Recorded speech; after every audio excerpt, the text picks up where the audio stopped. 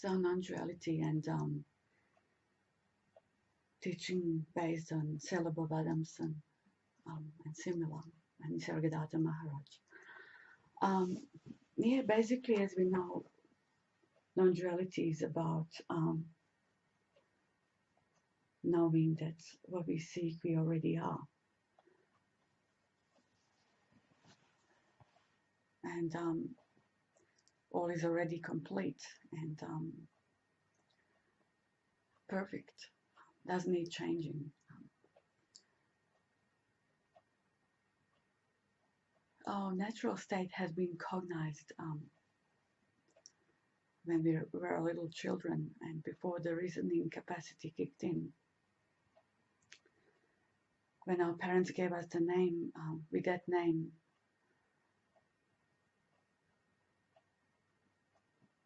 separation started.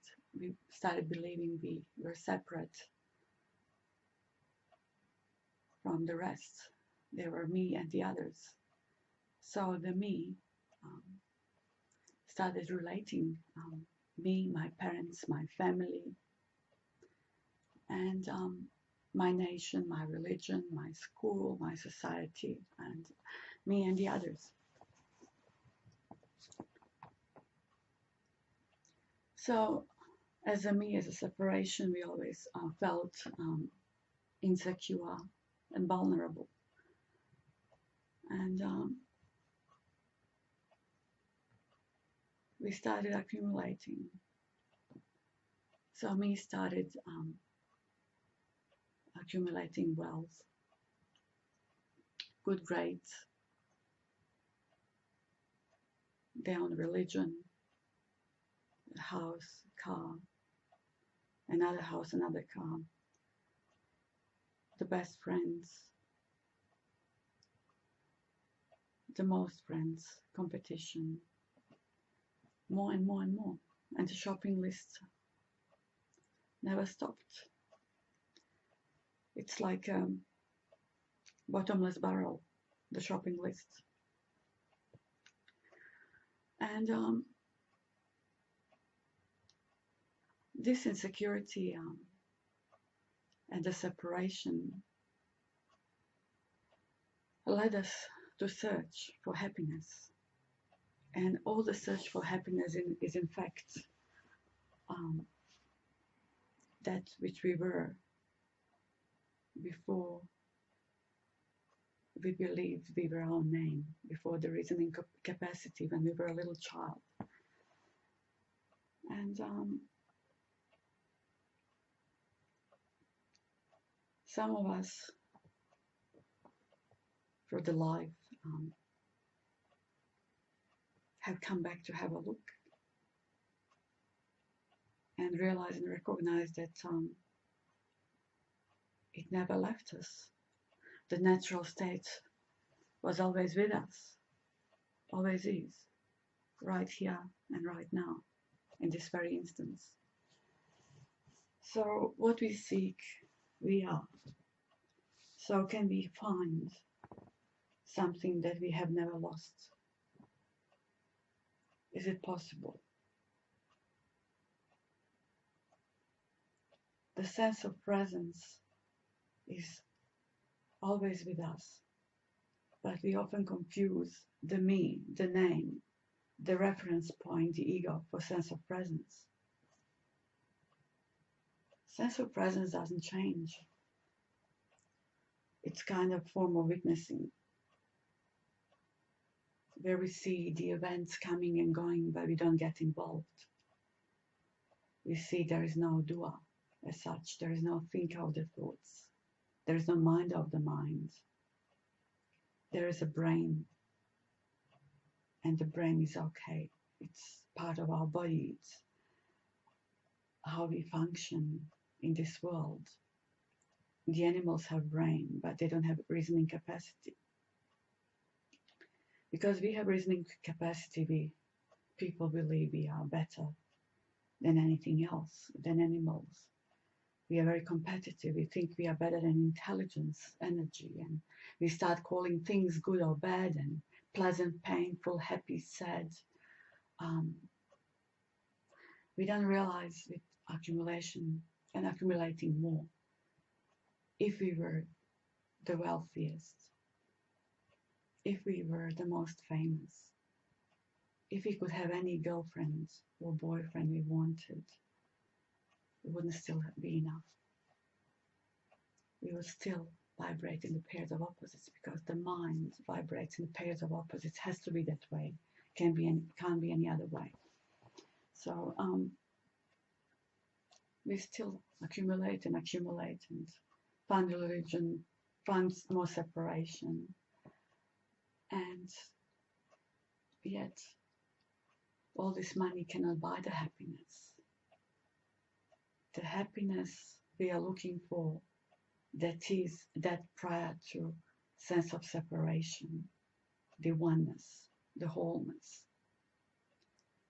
So everything is already whole and complete, like in the space. The space contains it all.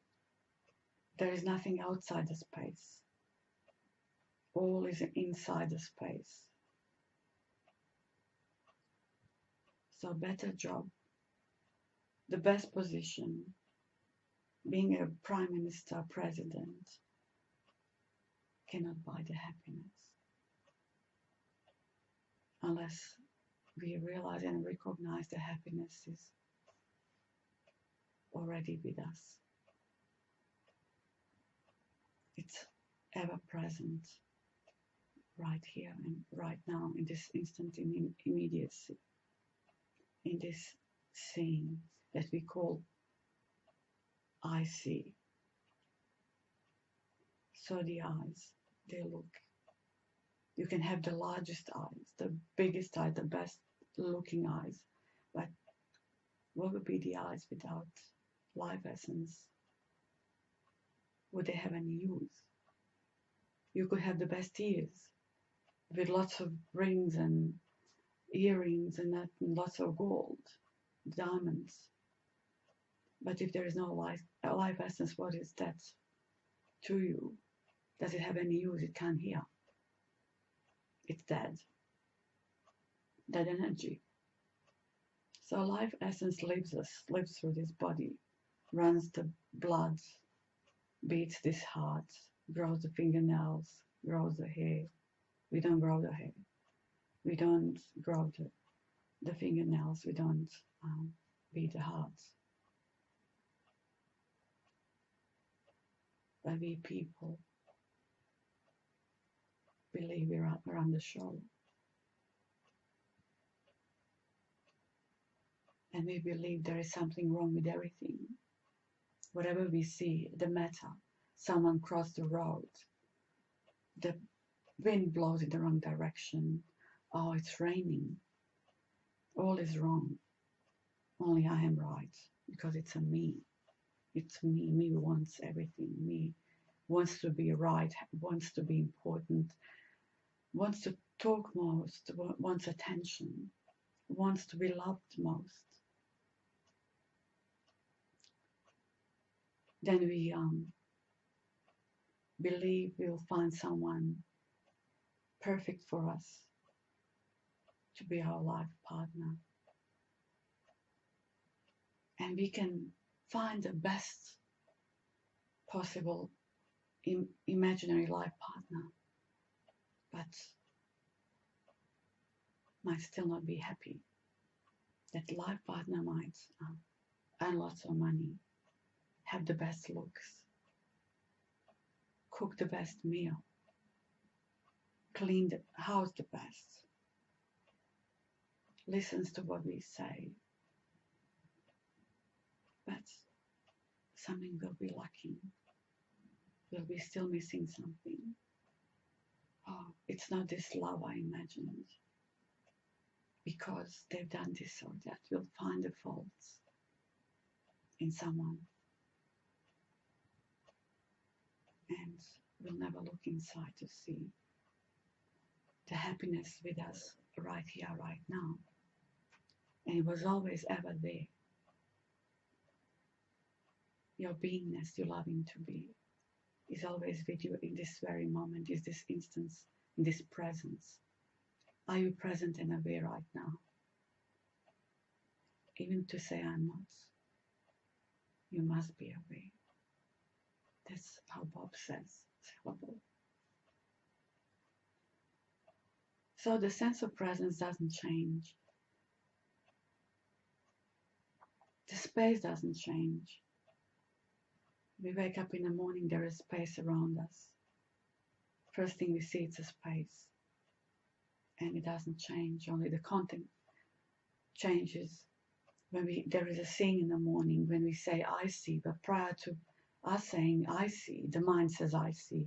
Prior to that, the seeing is already there. The hearing is there, the knowing is there. But we claim that we see. So these eyes, do they have something attached to them? Someone that looks through them? Is there something there? Or do they just see? Just seeing, that's pure seeing. If you see there is no one to see, that's empty, because the body is just energy, smashed with subatomic particles. It's pure energy. If you smash the couch in subatomic particles, it's pure energy. So you're not different. You're gonna say you're saying I'm a couch. It's not right. Yes. We are all expression of that unique expression of the ultimate, call it, or pure awareness base of all of us, or call it intelligence. And this body is just ran by the life essence. And we could not lift a finger without the life essence. If there is no life to this body, it would be useless.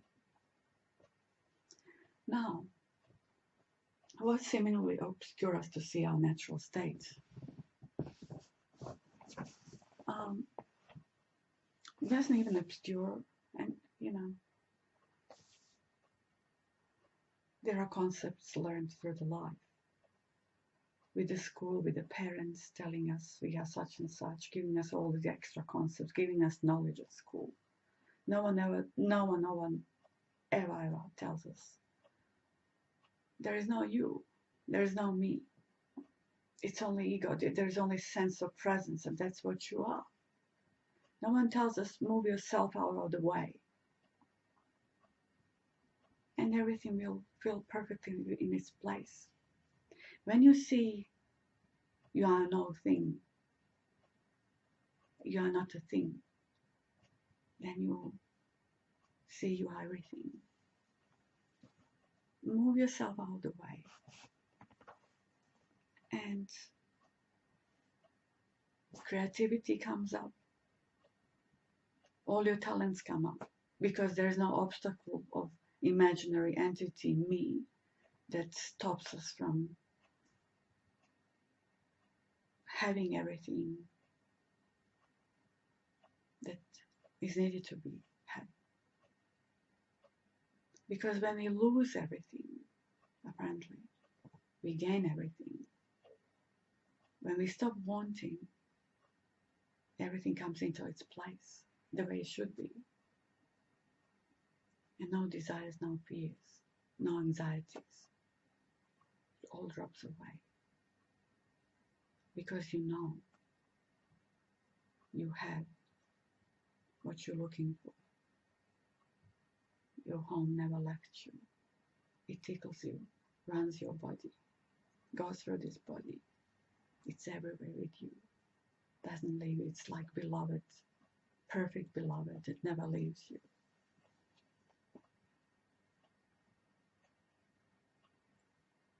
Never gives up on you.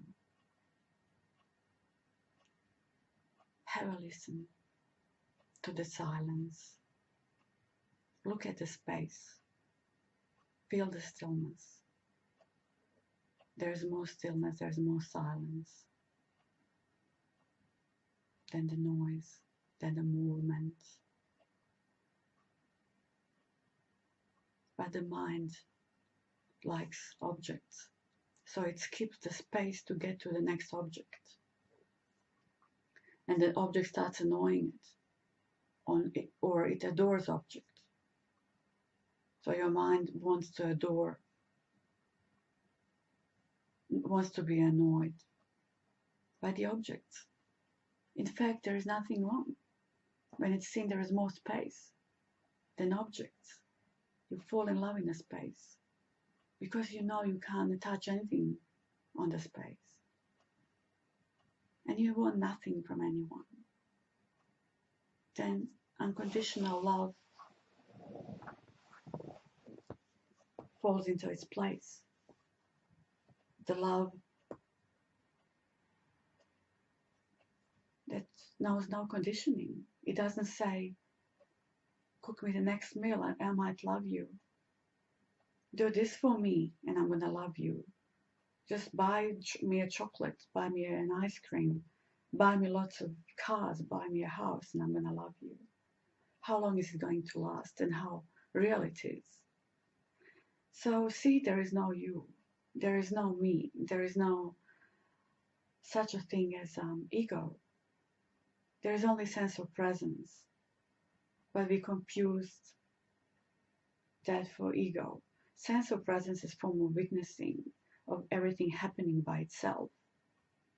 When you see, you are the witness ing, and you are always in this moment. You cannot be anywhere else but here. And there cannot be any other moment than this one. Then the words will come out of your mouth and you'll know it's not you speaking. It's unstoppable. Your spontaneous behavior will come out. Everything will come out. But you will be unattached. You will not fixate. You will not hold on to anything. The problem is we want to keep things we love and we reject things we don't love. And suffering starts. Because we don't want to vibrate in pairs of opposites, but we must because there are two ends to the same stick. Positive, negative, happy, sad, pleasant, painful, good or bad. But as Shakespeare says, there is nothing either good or bad, but thinking makes it so. That's what Bob quotes often. If you don't name anything, just vibrating, same as the weather. Wind comes and goes. Cloud comes and goes, and the sun knows nothing about the cloud. The tree knows nothing about the bird sitting on it. It doesn't say, I don't want the bird to sit on me. I don't want a cloud to be over me. The tree is a tree.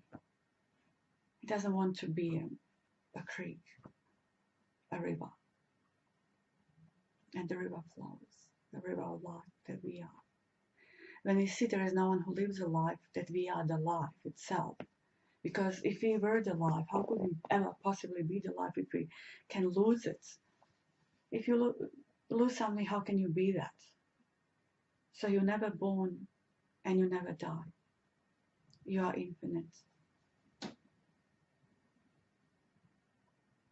There's no room for death in it. As life lives on life. You are the life itself.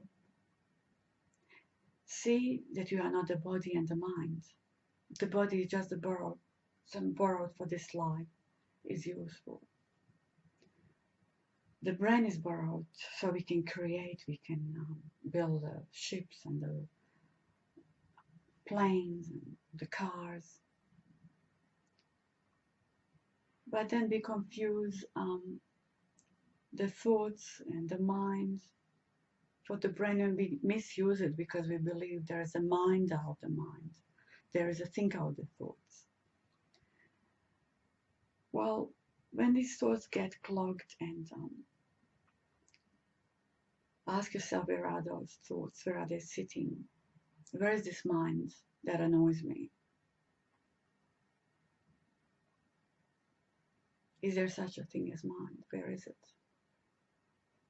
So where is this bullshit in the mind? Where are the thoughts? When you get into it rather than resisting it, you might see there's nothing there. Then see who is annoyed. Where is the annoyed thinker?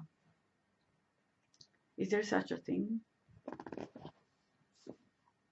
Investigate and find if there is a thinker of the thoughts. You'll find nothing. There's no little being hidden in your body somewhere who claims this and that.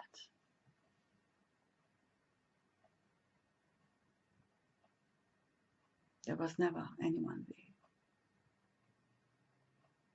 It's just a belief in separation. The belief we are the thoughts, we are the thinker. It got so congested, apparently, but just energy. And see that the energy flows freely through this body. Body being like empty shell. There's nothing in it. Reduce yourself to nothing, and you'll become everything. You might be surprised how creative you are, how things happen by themselves. You don't even need to get tired or sweat about it. You sweat about thinking, how do I book my next flight?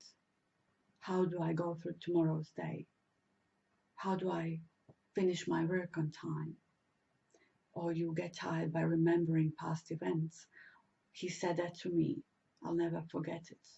She said that to me. It hurts me because they hurt me really bad. You sit on it. But when you see there is no you, you'll see as a doer, you'll see there was never a thinker, there was never anyone in the past or in the future. It was all timeless, and time is mind. There is no time, so how can there be mind? You were always that perfect expression of that. And what is that? It's got no color, no shape, no design, no form. That cannot be described. It's indescribable. We can describe only what it is not a body, not a mind, not movable objects. What you are, cannot see. It's like not being able to see your face without the mirror. You can't see your own eyes, but you know your eyes are there. You can't see the wind, but you feel the wind. When there is no you still vibrate in the pairs of opposites. Not you, but it vibrates in the pairs of opposites. It just all happens by itself, and it's seen clearly. The knowing, the seeing, the hearing, already so. No need for someone to come and claim it, to say, I do see, I do hear, I do know. Maybe do not name anything, objects. When you open your eyes in the morning, you know what everything is before the mind kicks in. Do you need to name any of it? Naming is judgment, reducing something to something. And when we say, I'm such and such, I'm separate, we reduce ourselves to this little creature, little me, struggling, suffering me. See that they were never separate. See where you were prior to your reasoning capacity, and that you are like a mature child. You saw a little child looking around, not judging,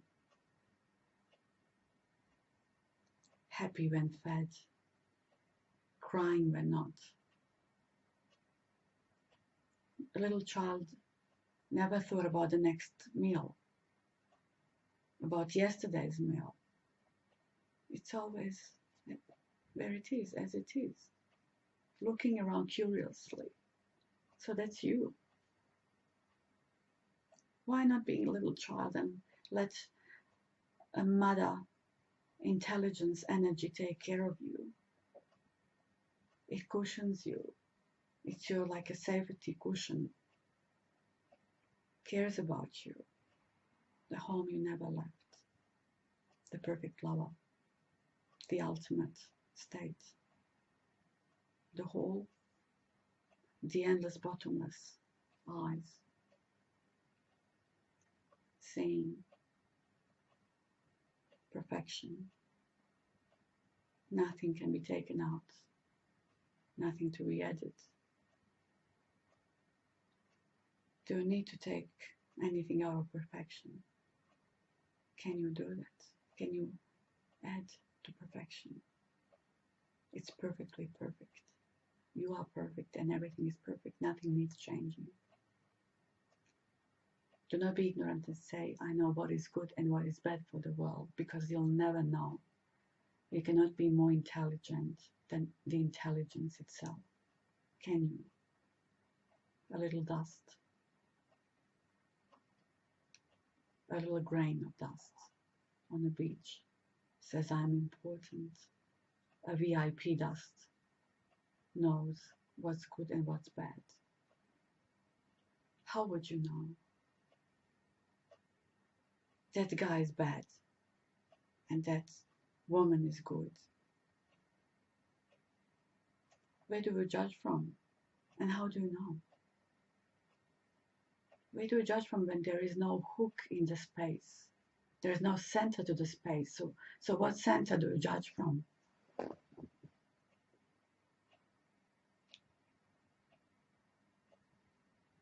It's ignorance to say, I know the best. I know better than intelligence. And when we say this intelligence is not very intelligent, we must be very important to claim this. And who claims anything, because there is no you. There is only energy. There is only wholeness, completeness. All is already complete and whole. So no need to change anything.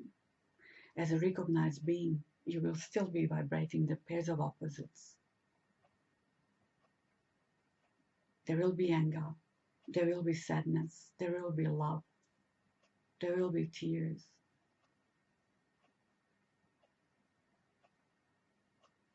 Even fear will arise. Even anxiety. But then you'll see clearly whatever arises. It arises from the emptiness, from the ocean, like the waves, and goes back into the ocean.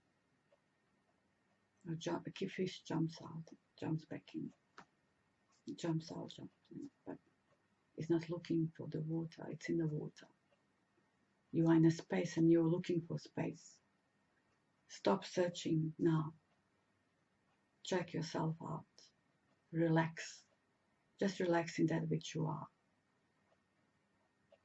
You might surprise yourself. Go and have a drink. Have a good meal. Drop all the seeking. Drop the books. We are not saying that some teachers are bad, some writers are bad. It's not about that. Read and watch the teachers. But first recognize who you already are right here, right now. Start from the top, from the fact that you're already that. Why climb the mountain when you are on the top already? And you have the perfect view. You see everything. And you are everything. By being nothing, you know you are everything. Right here, right now. Cannot be anywhere else. There's no other moment, no other place. And you can't be anything else but that. You are that. Don't forget it. Thank you.